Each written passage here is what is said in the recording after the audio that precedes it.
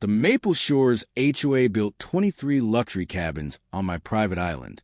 When I told their president to stop, she just laughed in my face, handed me a bill for trespassing, and had her crew bulldoze the dock my wife and I built with our own hands. So I let them finish. I watched them pour every foundation and raise every wall. They thought they had me cornered because my original deed was missing, but they didn't know I was secretly building a case that would turn their multi-million-dollar project into my retirement plan. Where are you watching from? Drop it in the comments below, because you have to see their faces when I pull out the deed in court. And if you believe no HOA bully should ever steal a family's legacy, smash that subscribe button so you don't miss the moment their entire empire crumbles. The morning started like any other. I was on the dock, a hot mug of black coffee in hand, watching the mist burn off the lake. It was quiet, the kind of quiet that gets inside you and settles your bones. After 35 years as an Army engineer, this spot, this little slice of water and woods, was the only place that ever felt like home. My wife, Helen, and I built this dock board by board. Every nail was a memory of the summer after my last deployment. Then I heard it, a low, grinding rumble from across the water. It wasn't a fishing boat. It was a distinct growl of heavy machinery, diesel engines complaining as they clawed over rock and dirt. I stood up, coffee forgotten, and saw a whole convoy. Construction trucks, a bulldozer, and a cement mixer rolling right over the old causeway that connected the mainland to my island. My island, not the island, mine. My father bought it in 1954, a 7-acre chunk of granite and pine, his splinter of heaven. It was in my name on my tax bill and on every county map for the last 70 years. The lead truck, a big Ford with the logo of the Maple Shores Community Association, lumbered onto the shore and kept going. My first thought was confusion. It had to be a mistake. I got in my old John boat and puttered across the 30 yards of water. By the time I beached the boat and walked up the gravel path, a woman was waiting. She was in her 50s, wearing crisp khakis and a polo with the same Maple Shores logo. She held a clipboard like a shield. "Can I help you?" she asked. The tone wasn't helpful. It was the kind that meant, state your business and get lost. "I'm Jack Rains. I own this island. I think your crew has made a mistake." She glanced at her clipboard, then back up at me, a smirk playing on her lips. "No mistake, Mr. Rains. I'm Karen Hensley, president of the HOA. This is designated common property. We're beginning construction on Phase 3 of the community expansion." I just stared. Common property? This land has been in my family for 3 generations. It's a private parcel. According to our updated plat, she tapped her clipboard, the island was incorporated into the Maple Shores development plan. We're building 23 rental cabins here. It's going to be a wonderful amenity for our residents. It was all I could do to keep my voice level. "Ma'am, with all due respect, your plats are wrong. I have the deed. I'd be happy to show it to you." That was my first mistake, admitting I had to prove something that was already mine. I went home, my mind racing, and started tearing through the old filing cabinet. Helen had handled all the important paperwork. She was meticulous, yet the file for the island deed wasn't where it was supposed to be. 3 hours I spent turning the office upside down. I checked the attic, the safe, every drawer. Nothing. A cold knot formed in my stomach. Without that piece of paper, my claim was just a story. A week later, a certified letter arrived from the Maple Shores Community Association. Inside was a bill, a formal notice of encroachment fee. They were charging me $250 for obstructing their land use with unpermitted personal effects, meaning the small fire pit and 2 chairs near the shore. They were building on my land, and they were sending me a bill for being on it. The rage started to build then, a slow, hot burn. This wasn't just about land. This was about Helen. That island was our place. The dock they were about to tear down was the first thing we ever built together. I remember her laughing as I swore, the scent of pine, the feel of her hand in mine. I went back the next day. The sound of chainsaws screamed across the water. Karen Hensley was there again. I walked right up to her. "This has to stop," I said, my voice hard. "You are on private property. You are destroying a memorial to my late wife." I am asking you politely to pack up your equipment and leave." She turned to me, her face a mass of patronizing pity. "Mr. Raines, I understand this is emotional for you, but you need to see the bigger picture. We're increasing your property value. Once our beautiful cabins are built, your own home will be worth twice as much. You should be thanking us." That was the moment I knew reasoning with her was impossible. I was an old man to her, a sentimental fool standing in the way of progress. She saw my grief as a weakness, and as I stood there, speechless, she gave a little nod to the bulldozer operator. "Clear the shoreline," she ordered, her voice cutting through the noise. "All of it." The operator gave me a nervous look, but he lowered the steel blade. I yelled, "No, stop. That's my dock." But no one listened. The big machine roared forward, and with a horrifying, splintering crash, the first planks buckled and snapped. It tore through the structure in seconds, reducing 60 years of family history and my most precious memories to a pile of broken, floating lumber. All I could do was stand there and watch it happen. My first call was to the county planning office. I still believed in the system. I filed a formal complaint for illegal construction and trespass. For 2 weeks, I heard nothing but the sound of saws and hammers across the lake. Then I got a call. An inspector was coming to the site, and I was invited to be present. I felt a surge of relief. Finally, someone would listen. I was standing on my lawn when the county truck pulled up. A tired-looking man in a safety vest got out, clipboard in hand. Before I could even shake his hand, a sleek black sedan pulled in behind him. Karen Hensley got out of the passenger side, followed by a man in a crisp suit carrying a leather briefcase. Her lawyer, the inspector, a man named Harris, sighed like this was already wasting his lunch break. "Okay, folks, let's see what we got." The inspector, Harris, listened to my side first. I spoke calmly, explaining the facts, pointing to the empty space where my dock used to be. The lawyer, smooth as oil, didn't say a word. He just opened his briefcase and pulled out a thick, professionally bound stack of papers. "Mr. Harris," the lawyer purred, "if you look at these updated plats filed and approved last October, you'll see the parcel in question was officially zoned for community expansion. It's all here: soil reports, environmental impact statements, the works." He handed the glossy binder to the inspector. Harris flipped through the jargon-dense pages, his eyes glazing over.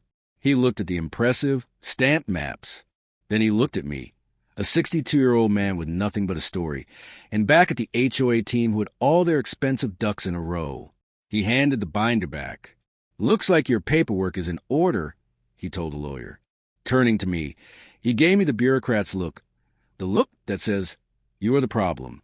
It's a civil issue, sir, not a county one. You'll have to take it up with them." He got in his truck and drove away. Hope died a little that day. Karen Hensley gave me a look of pure, unadulterated triumph. The message was clear. We have the right papers. You have nothing. The very next morning, her victory lap began. A crew installed a 10-foot-tall chain-link fence across the entire length of the causeway. They pounded in steel posts and hung a huge aluminum sign that read, "Private access, Maple Shores. Residents only. Violators will be prosecuted." They had fenced me out of my own island. I tried talking to my neighbors, people I'd known for years, but they were all part of the HOA. Faces full of sympathy, they'd shake their heads. "That's just terrible, Jack," one whispered over the fence. "But Karen, you know how she is. She fined my wife $50 last week because our recycling bin was 6 inches too close to the curb. I can't afford to get on her bad side."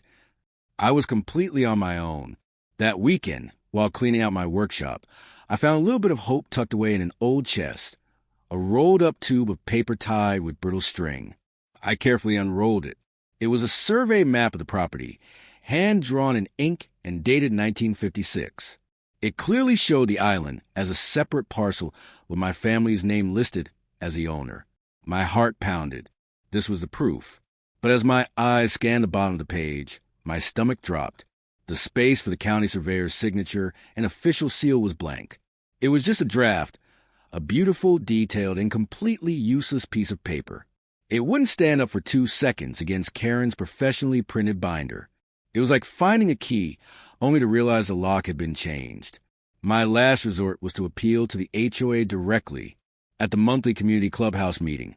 I stood up when the floor opened for new business, my voice shaking with a mix of anger and desperation. I hadn't gotten 2 sentences out before Karen cut me off. "Mr. Raines, this issue has been resolved. We are not discussing it again." A few of her board members chuckled. Humiliation washed over me.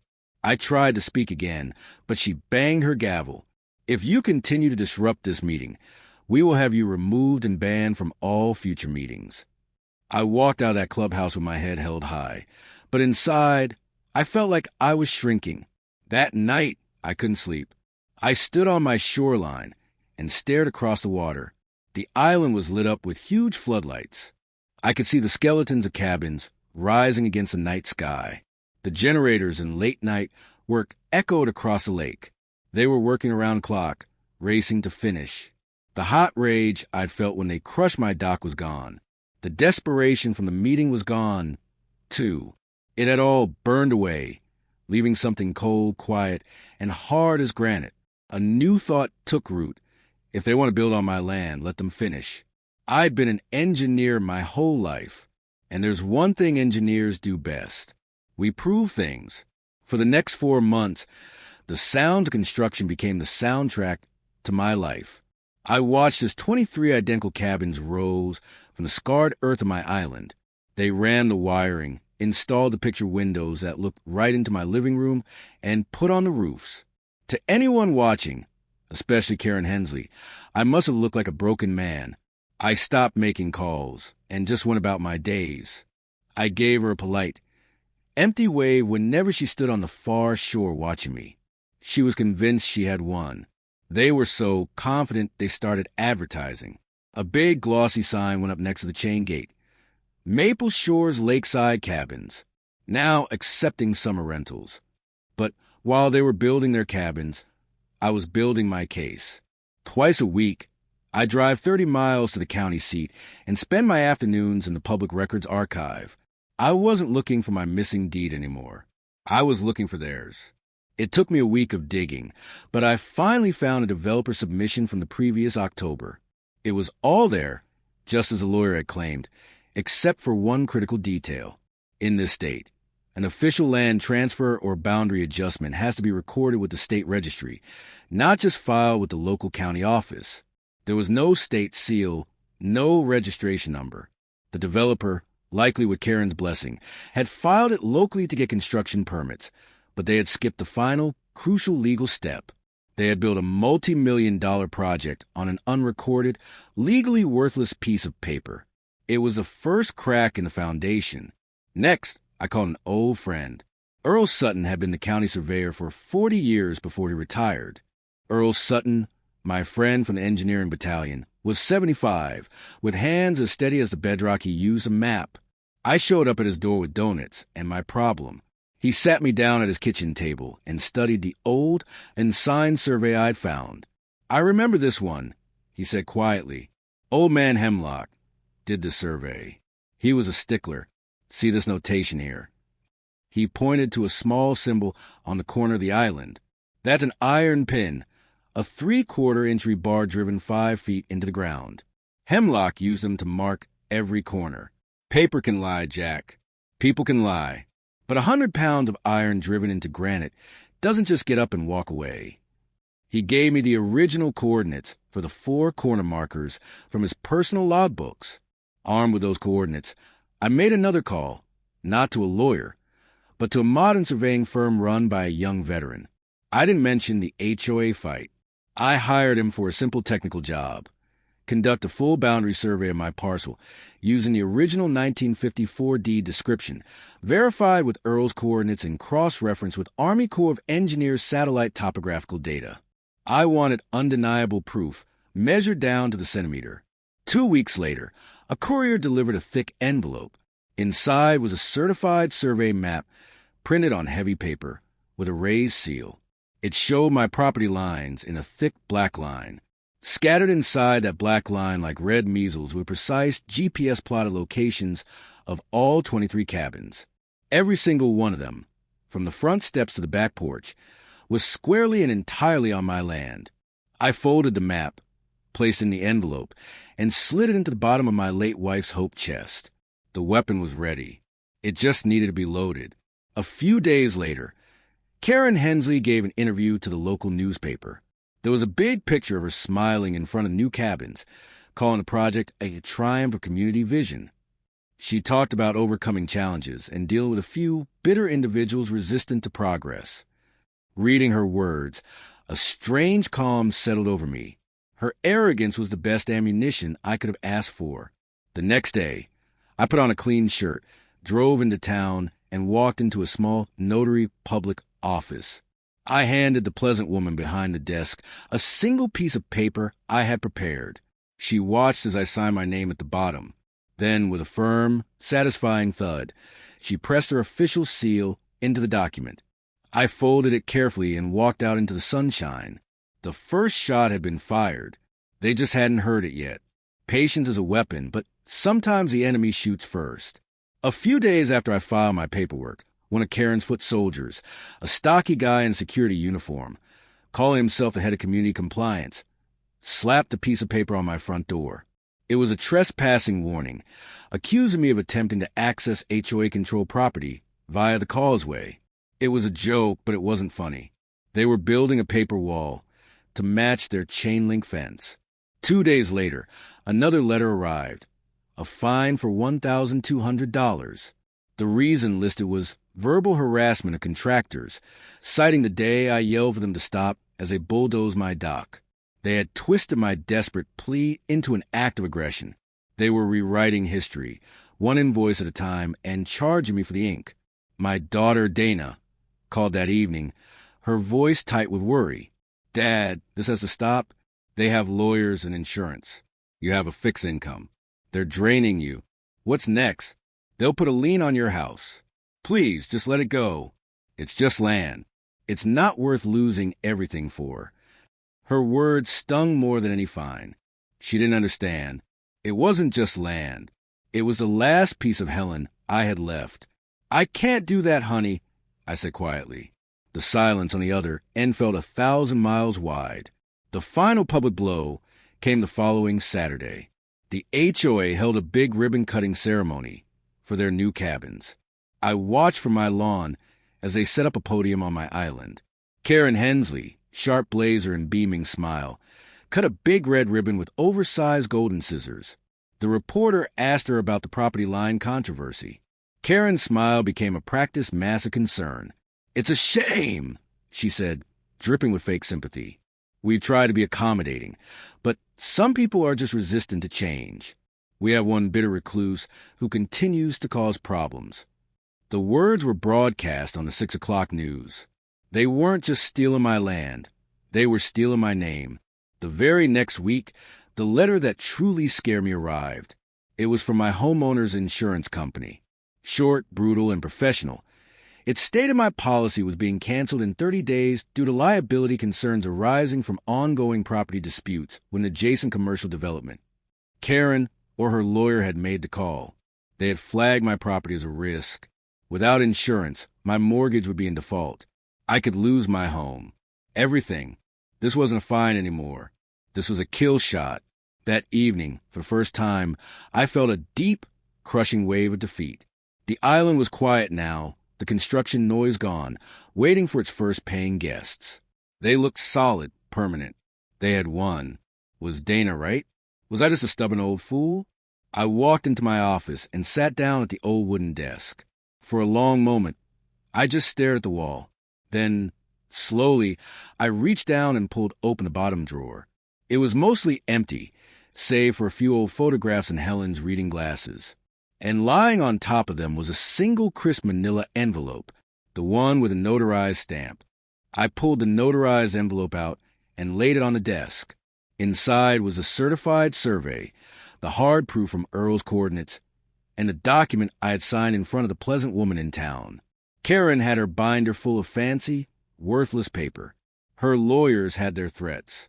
But they were all just systems built by people. They were fallible. I didn't sue them right away. Lawsuits are loud, and I needed quiet. I went to the county courthouse and filed what's called a quiet title action. It's a simple legal request that asks a judge to officially decide once and for all who owns a piece of land. The court sends a notice to anyone with claim, in this case, the HOA, giving them 30 days to show up and prove it's theirs. If they don't reply, they lose by default. I knew Karen. When that court notice landed on her desk, she didn't see a threat. She saw nuisance mail from a bitter recluse.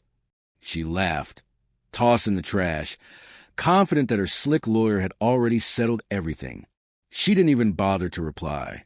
31 days later, I stood before a judge in a nearly empty courtroom. He looked at my certified survey, Earl's original coordinate logs, and the unbroken chain of deeds my family held since 1954. He looked at the empty defense table, where the HOA should have been. He banged his gavel once, signed a court order confirming my absolute, exclusive ownership of the 7-acre island. I officially own it again in the eyes of the law. They just didn't know it yet. A piece of paper doesn't stop a bulldozer, though I needed heavy leverage. I called old civil engineering colleagues. We talked hypothetically. What happens if a developer builds 23 residential units on land they don't own, without state-level septic permits, directly over a protected watershed? That's a federal EPA violation, Jack. One told me. The fines alone would bankrupt a small town. Armed with my new court order and a list of specific code violations, I didn't go to the HOA. I went directly to the County Environmental Enforcement Division. I showed them the proof that 23 rental cabins were sitting on private land, my land, without a single valid permit from the actual owner.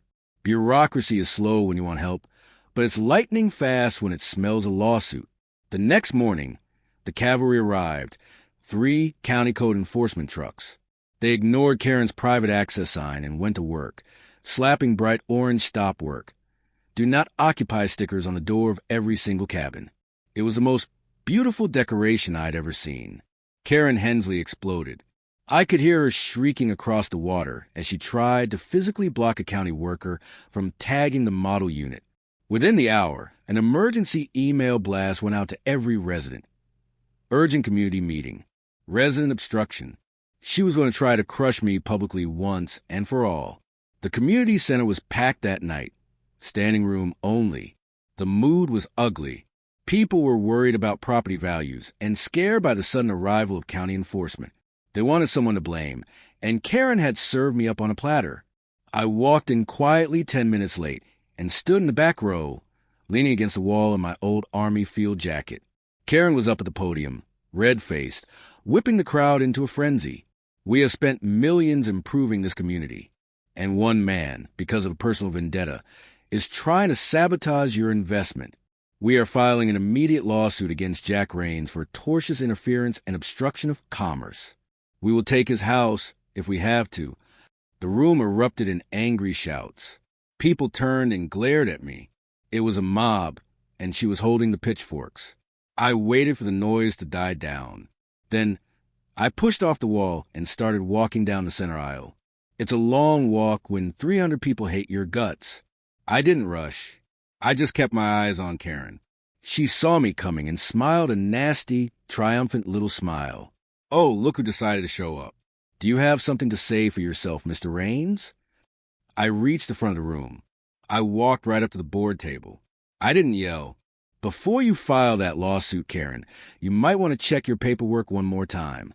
I reached into my jacket and pulled out the certified court order, stamped with the state seal. I dropped it on the table in front of the board. It hit the wood with a heavy, decisive thud that echoed in the sudden silence. "That's a court order from Judge Patterson," I said, my voice steady. "It was issued 3 days ago. It confirms that I am the sole legal owner of the island, and it designates every structure you build on it as an illegal encroachment." Karen's face went pale. She snatched the paper, hands shaking. This is fake. We have the plats." I leaned in close so only she and the board could hear. "Your plats are unrecorded drafts. My deed is court verified. You didn't build an expansion, Karen. You built 23 luxury cabins completely on my land." I turned to face the room. The silence was absolute. Every eye was on me. And as of this morning, I said, raising my voice so the back row could hear, I'm evicting you. Chaos broke loose. Karen shrieked, clutching paper. He is a liar and a fraud. He printed this himself. Just as the uproar reached its peak, the back door opened. A mild-mannered man in a county uniform walked in. Cliff Marks, the chief records clerk from the courthouse. I had called him an hour earlier and asked him to verify a public document. Cliff walked calmly up to the podium. Ma'am, he said, his quiet voice carrying to the microphone, that is an official order from the Superior Court signed by Judge Patterson. I processed it myself 3 days ago. It's as real as this podium. The room went dead silent. The truth landed with the force of a physical blow. Karen stared at Cliff, the power draining from her face, leaving a splotchy, panicked mask. A man in the front row, one of the board members, stood up. Karen, what is he talking about? You told us the land was zoned and cleared. That single question broke the dam. Suddenly, everyone had a question. You used our reserve funds for this, a woman yelled. My special assessment fees went into this fraud. The mob Karen had created minutes before had turned, and now they were coming for her. Karen stumbled backward, away from the podium, her eyes darting in panic. She started blaming everyone. The developer gave us the plat. The lawyers approved it. I stepped up to the microphone. It's simpler than all that, I said, my voice calm and clear. The room fell silent again. I pulled the certified survey map from my jacket, unfolded it, and taped it to the wall. The original surveyor, back in 1956, drove iron pins into the ground to mark the corners of my family's property. They never moved. I pointed to the map. I had a new survey done using GPS coordinates, and they matched the old pins down to the inch. Then I held up the HOA's own unrecorded plat. This document was never filed with the state. It has no legal power to transfer land. You can't just draw new lines on a map and call it yours. The resident stared at the two maps. One, an official grid of engineering data with a raised seal. The other, a cheap printout. It was so simple, so clear, that even in their anger, they understood. They had been lied to. Karen slammed her gavel repeatedly. This meeting is adjourned. Adjourned, she shrieked, but no one was listening. As Karen tried to push her way through the angry crowd, the doors opened again. This time, it was 2 county sheriff's deputies, and my daughter, Dana, was standing right behind them, recording everything on her phone. One of the deputies stepped forward and handed Karen a stack of papers. Karen Hensley, the deputy stated, her voice cutting through the noise. You are being served with a cease and desist order for trespassing on private property, as well as citation for multiple environmental and building code violations. You are to remove yourself from the premises immediately. It was a final, public humiliation. Karen's face crumpled. The clipboard-wielding tyrant was gone, replaced by a panicked, cornered woman. She started to cry, screaming, "You can't do this to me," as news crews pushed their way in, cameras flashing. She was still wailing about her rights as the deputies calmly escorted her out, past the signs for her beautiful new cabins, now covered in orange stickers. The crowd stood in stunned silence. I walked back to the podium, picked up Karen's gavel, and placed it gently on the table. My work was done. As I watched the flashing lights of the sheriff's car pull away, I realized justice doesn't always have to shout back. Sometimes it just signs its name quietly in blue ink. The implosion of the Maple Shores Community Association was faster and more spectacular than I could have imagined. The remaining board members, realizing they were on the hook for millions, resigned on the spot. The video Dana took of Karen's meltdown went viral. Within a week, the residents voted to dissolve the HOA with a 98% majority. The lawyers hired to untangle the financial mess discovered Karen and her developer partner had been cooking the books for years.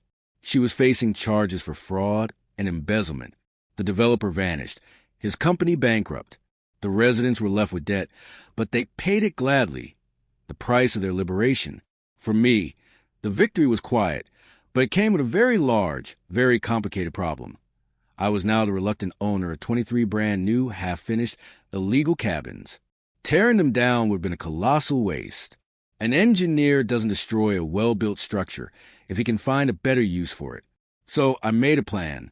I spent the next 2 months on the island, not as a victim, but as a project manager. I hired my own honest crews. We brought every single cabin up to code, drilling new wells, installing state-approved septic systems, and remediating the land. I paid for it all out of my savings, a final gamble on my own competence. When everything was done, permitted, and inspected, I had 23 pristine lakeside cabins, fully legal and ready for market. I put them up for sale. They sold in less than a month at the peak of the summer season. The profit was staggering. My daughter, Dana, sat with me as I looked at the final bank statement. "You're rich, Dad," she said, all in her voice. "You could buy a boat. You could travel the world." I just shook my head. The money was a tool, a byproduct of setting things right. The next day, I wrote 2 checks. The first repaid my savings account down to the penny. The second was for half of the remaining total. I made it out to a national trust that provides mortgage-free homes for wounded veterans and their families. In memory of my wife, Helen Raines, I wrote, "She always believed a home was the safest harbor in the world." That was my victory, turning the ugliest chapter of my life into a legacy she would have been proud of. The change in the community was immediate. The stifling atmosphere lifted. My neighbor, George, who had been too afraid to speak up, came over one weekend with his 2 sons. "Heard you might be in need of a new dock," he said, a little embarrassed. "We'd be honored to help." More neighbors showed up. We spent a whole Saturday working together, measuring, sawing, and hammering. It felt good. We built a new dock, stronger and better, but with the same spirit. That afternoon, as we sat on the finished structure, drinking cold beers, George proposed something. The lake didn't feel like Maple Shores anymore. At the next town council meeting, he petitioned to have our little corner of the lake renamed. The motion passed unanimously. The sun is coming up now. I'm sitting on the new dock, a hot mug of black coffee in my hands. The mist is burning off the water, just like it did on that first morning. It's quiet again, the deep, settling quiet I thought I had lost forever, across the water on my island. Lights are starting to come on in the windows of the cabins. New families are waking up, starting their own memories in the houses that were born from such ugliness. They're good neighbors. We all are now. They thought they could take a man's peace with a piece of paper, but paper burns. Stone lasts. A few weeks ago, the last remnant of the old world came down. Someone took down the big, ugly Maple Shores community sign at the entrance to our road. In its place, there's a new one. It's hand-painted on a nice piece of cedar in simple, friendly letters. It just says, "Welcome to Rains Point. Respect the lake."